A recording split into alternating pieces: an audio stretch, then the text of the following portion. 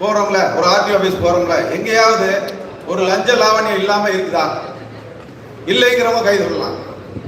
இது மாதிரி நான் அந்த ஆபீஸ்க்கு போனா சார் எனக்கு உடனே வேலை கிடைச்சிச்சு.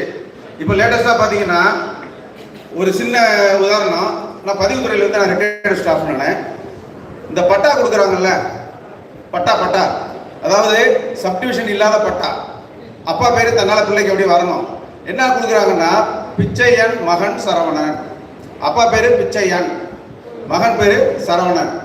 பட்டா இவர் போய் கேட்கிறாரு, அவங்க கேட்கிறாங்க, இவர் போய் கேட்கிறாரு, அவங்க கேட்கிறாங்க.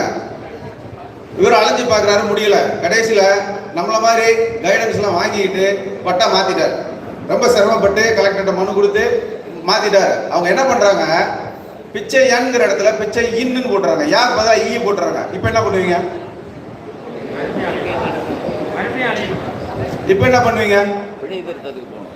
பிழை திருத்தல் கிடையாது, பட்டாவுக்கு பிழை திருத்தல் இல்லை. நேரில் போய் நீங்க போய் ஆர்டிஓட போய் சொல்லணும். சொன்ன உடனே அதுக்கு அவங்க இன்னும் எக்ஸ்ட்ரா கேட்குறாங்க, நீ முத கொடுக்கல இப்போ கொடு. நம்ம சும்மா இருப்போமா?